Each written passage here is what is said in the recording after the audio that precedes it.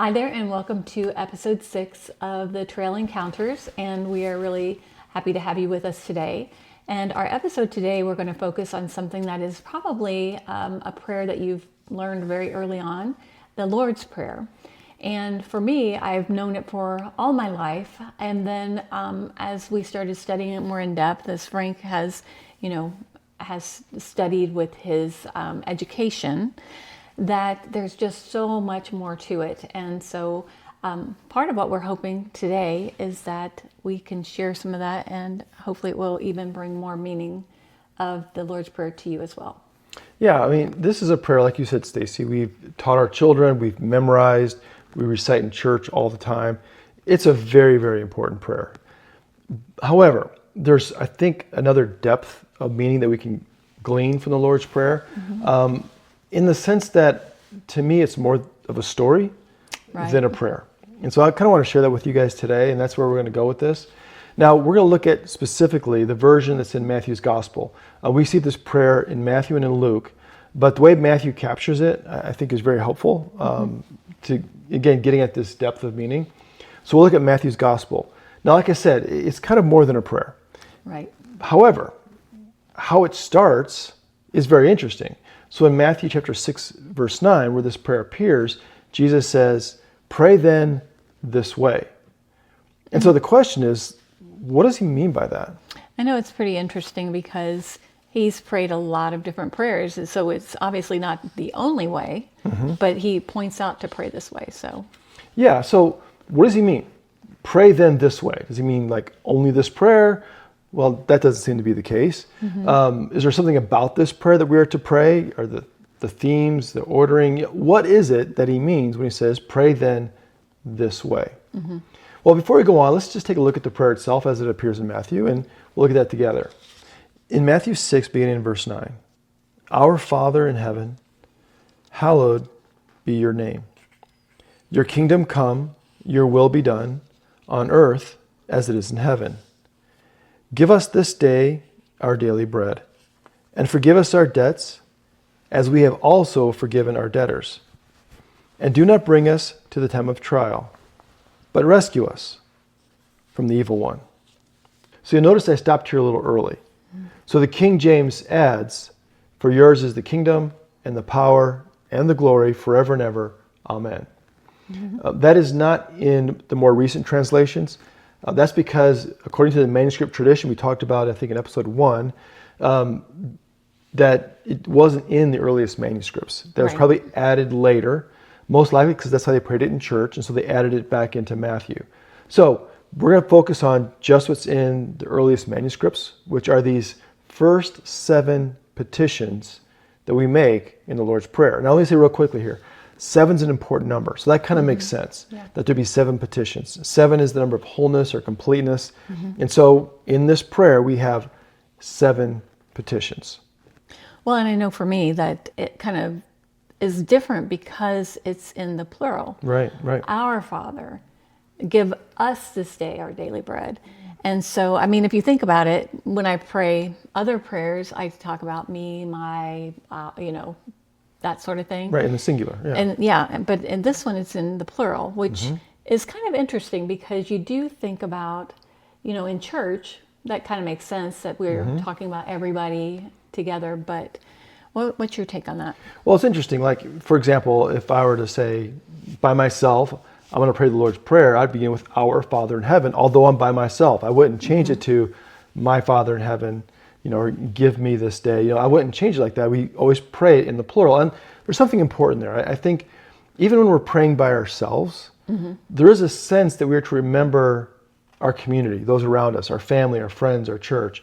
So when we pray in the plural, it does change a bit how you pray. So maybe I don't pray for all of my stuff. I may have a mind toward how does what I'm about to pray for or give thanks for fit into the larger community. So in a way, praying in the plural changes how you pray a bit. And that's a good thing, right? We don't see it just about kind of me talking to God. That's important and that's totally legitimate and great. But also there's times when I pray in the plural because I'm not alone. I have a lovely wife and children and family and friends, and I need to consider that as well in my prayer. That kind of puts it in context, if you will. Yeah, that makes sense. Now, I mentioned there are 7 petitions. It's not only that, there's something else that goes on in this prayer, and that is how they're arranged. Matthew was a literary craftsman. He was really amazing about how he put the entire book together in general. And this prayer, to me, in my interpretation of it, is that it's a chiasm. So what's a chiasm? Well, it comes from the Greek word chi, which is an X. And we see this in the Old Testament, we see it in the New Testament, we see it throughout. And it's this idea that the first part of something, or some list or some grouping, goes with the last. So those two are kind of parallel, the top and the bottom. The next two, if you move in, you kind of move in and together this way. This one, the second one, and the second from the bottom go together. And then the third from the top and the third from the bottom. You keep going like that until you get to the center. So it forms kind of this, half of an X shape, if you will, kind of go in and then back out.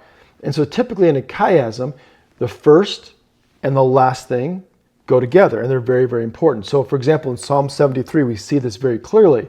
Psalm 73 is a chiasm, and the first statement and the last statement go together.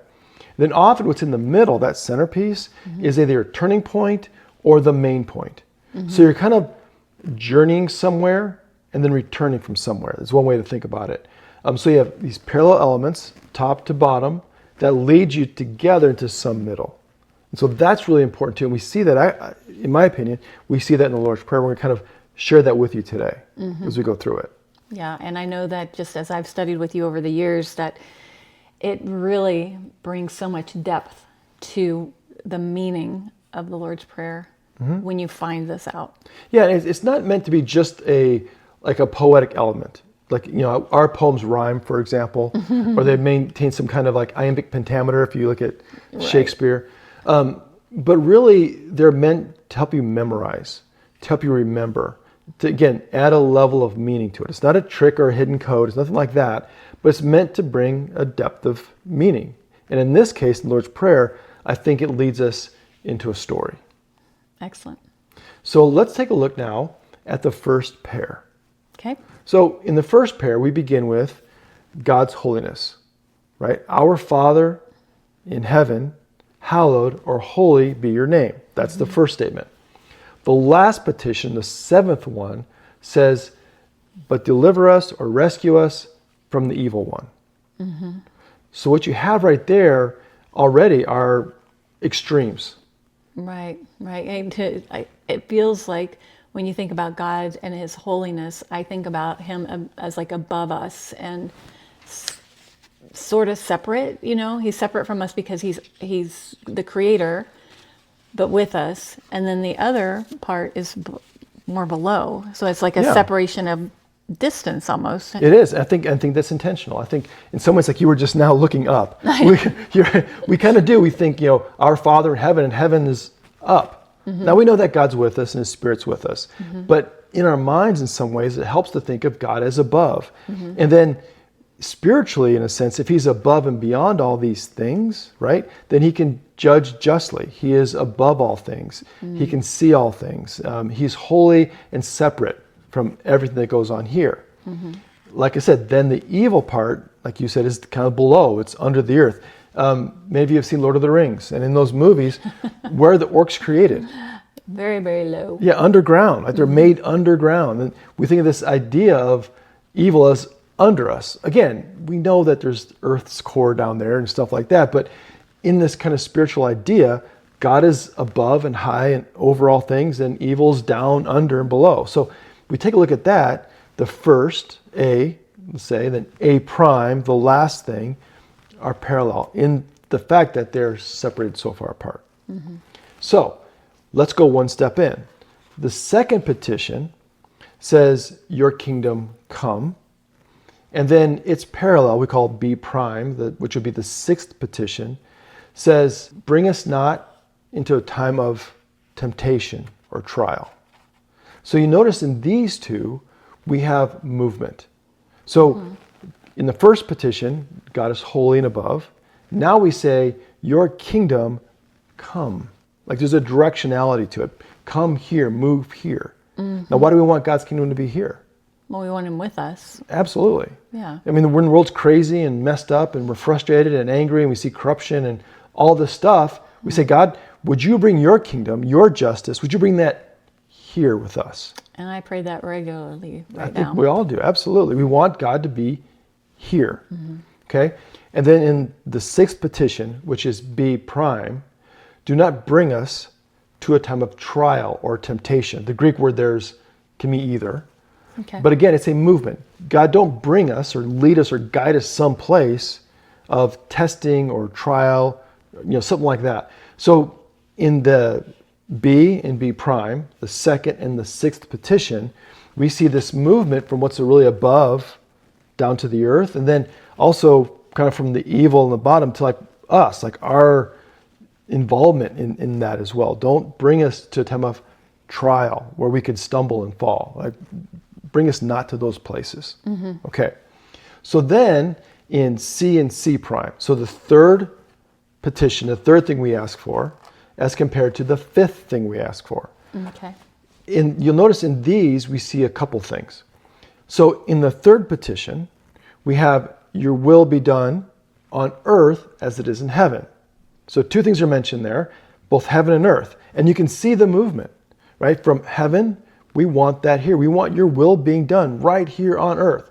So in those first three, petitions 1, 2, and 3, we go from God's holiness, his kingdom coming, to his will being done where? On earth. So we've kind of come down, if you will. Now we parallel that to the fifth petition, which is forgive us our debts as we've also forgiven our debtors. Now where do we forgive each other? Here on earth. Here on earth. So we've gone from under to like our relationships. How God forgives us for our actions on the earth. How we forgive others for their actions on the earth. So in a sense, these have kind of come like this, right? We've gone from holiness down to God's will be done on earth, from evil being brought up to where forgiveness takes place on earth, right? As it's been done in heaven, as God's forgiven us, right? So we have this movement, right, to a center. So now we get to the center. Which is very interesting because the center doesn't seem like it fits in a lot of ways. Okay, how so? Well, it's give us this day our daily bread. It's like, okay, we were talking about God's kingdom coming down and evil coming up, being here on the earth together, and then bread. Right. In fact, that's a good point. So if you think about it, all 6 we've done so far are spiritual in nature. Yeah? So we have God's holiness, God's kingdom, God's will, evil, trials, forgiveness. All those things are spiritual things. And then in the middle, what do we get? Daily bread, which again, you're right, seems a bit out of place. And that's what threw me off so many years ago when I really started looking at this prayer. I'm like, how does that fit? I mean, everything else is spiritual. And then I get daily bread. Well, part of the issue here is the word daily. Not the English word daily, what's used in the Greek text. So the Greek text, the word that appears there is epiousion. And it appears only twice in all of Greek literature. That is so interesting. I mean, it's just like, how do you even know what it means if it's only, your only context is really twice. This prayer. Yeah, because it appears twice in this prayer here in Matthew, in the identical position in Luke. Right? So, I mean, it's really just this idea. So what does it mean? Does it mean daily? Some translators call it necessary. So we really don't know what that word means. Right. And so we kind of have to guess. Like, well, you need daily bread, right? Or necessary bread, which is daily bread. The word itself is a compound word in Greek, epiousion. And you could, if you take those words apart, come up with something like bread that's beyond substance. Okay, and now for me, that's getting a little bit closer to something spiritual. Yeah, exactly. That's where I'm going. That's perfect. Because when you say beyond substance, well, what's beyond substance? Spiritual things are beyond substance. So what kind of bread do you have that's beyond substance? Right. And so this is where we go looking for context. How was bread talked about in other places in the Bible? Now, again, I'm not trying to cross-interpret beyond different texts necessarily. I'm just saying, when they say bread, what was in their mind? Right. I don't think it was something you made a sandwich with. It may be something bigger than that. So, for example, in Matthew 4, same gospel, when Jesus is tempted in the wilderness by Satan, and Satan says, here, turn these stones into bread. His response from Deuteronomy says, but man does not live by bread alone, but by every word that comes from the mouth of God. So there's something more to bread, and Jesus is saying here. And so we have this bigger idea. Well, in our small group, we've been studying the Gospel of John, and we heard about bread Yeah? there as well. So in John 6:33, it says, for the bread of God is that which comes down from heaven and gives life to the world. So here he's talking about Jesus as bread, right? And then, and he's also the bread that comes down from heaven. Now, also in that same passage in John 6, he also says, I am the bread of life. Whoever comes to me will never be hungry, and whoever believes in me will never be thirsty. So there's a different context for you. Yeah, so Jesus here in John is talking about himself being bread. And again, different gospel, but the idea is that bread meant something more. And this could have been in the context of the early Christians and how Jesus talked about himself as being the bread of life that comes from heaven, which fits really well here in the Lord's Prayer. But also there's one other bread. The one that is probably the most important. Exactly, and that is in the Lord's Supper. Yes. Okay, so in Matthew, Jesus says, take and eat, this is my body, using bread. And he breaks it and gives it to them. The idea here is that Jesus is the bread that's broken for us. Is that not bread beyond substance? Is that not bread that is necessary? Bread that we need for life? Is it not the bread that came down from heaven and gives life? And so now when you say bread beyond substance, is all of that we've just talked about kind of lying behind this word we translate daily? So maybe what Jesus is talking about here in the center part in this fourth petition is the bread that we need, the essential bread that we need for life is Him. Give us this day our necessary, our beyond substance bread, which is Jesus. Now, if we put it together like that, I think that's where we get the story part. So let's break it down like this. Okay, so how does the story start? Well, we have a prayer to God, our Father, that His name be holy and set apart. We want His kingdom to come to be here with us because His kingdom's good and holy and righteous. And we want it here now. So that when His kingdom is here, guess what? His will's being done right here on earth like it is in heaven. So it's not so crazy.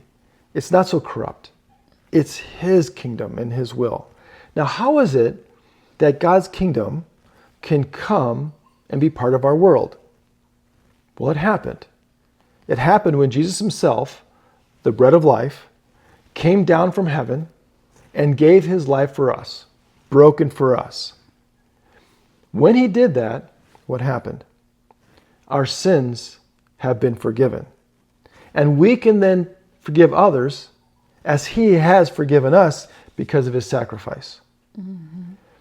And then He's with us in times of trial. Right? When these trials come, He comes with us. And He can truly deliver us and does deliver us from evil. What's interesting is it kind of works backwards too. Because it's a story, right? And I love the backwards part, actually. Okay, so think about it. You know, we have the garden, Adam and Eve are there, everything's good. God's kingdom is in a sense present. And then evil shows up. The Satan, the tempter shows up. And Adam and Eve are tempted. They go through trial and they fail, as we do, by the way, right? We are tempted and we fail. And when we do that, we need to be forgiven. Right. And people do things to us. We need to forgive them too. And how do we forgive? How can we truly forgive? Because we have been forgiven. How does that happen? Through Jesus. Jesus came, gave His life, broke His body for us. Bread came down from heaven to give us life. And because of that, because we've been forgiven and set free and rescued, then His will can be done in us on earth as it is in heaven. His kingdom is here now, not complete, but it's here now. And maybe through us and Jesus' life in us, his name can be holy right here. And so it's a prayer that's not just a prayer, it's kind of like our story. It's who we are. It's the story of our life with God. That's what the Lord's Prayer is. So pray then this way. Your life is the prayer. Your story is the prayer. His story is the prayer. That's awesome. I mean, it really is. It's just almost, I don't even know what to say more than that. You know, one thing you can do, by the way, too, and I've done this in church context as well, sometimes you can pray the Lord's Prayer, either forward or backward, doesn't really matter, and just do each petition and let people think about what relates to that petition. So, our Father in heaven, may your name be holy. And wait, and what does that mean for God's name to be holy in your life? God, your kingdom come. What would that look like in the life of your children, the life of your family, at work? May your will be done on earth as it is in heaven. What does that look like?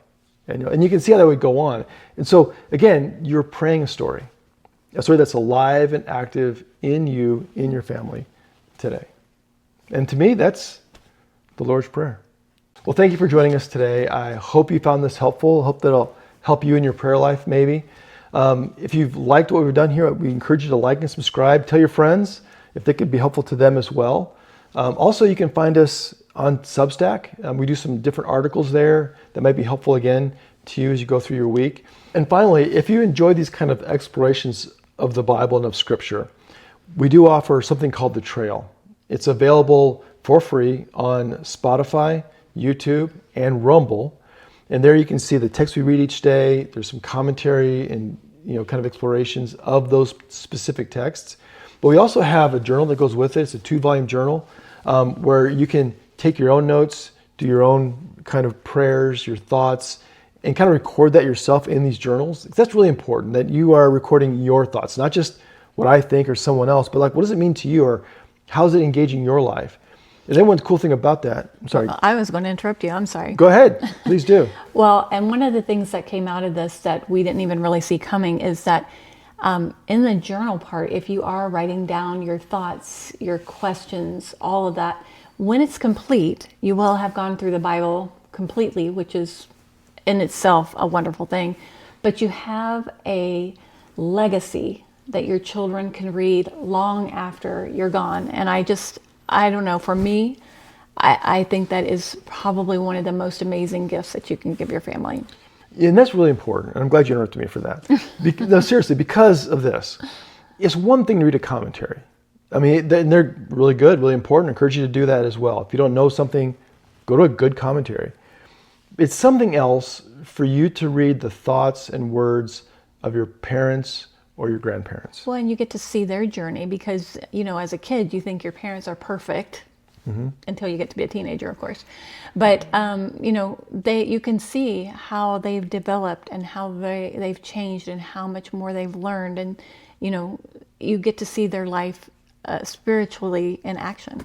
And you get to leave that then for your grandkids or your children.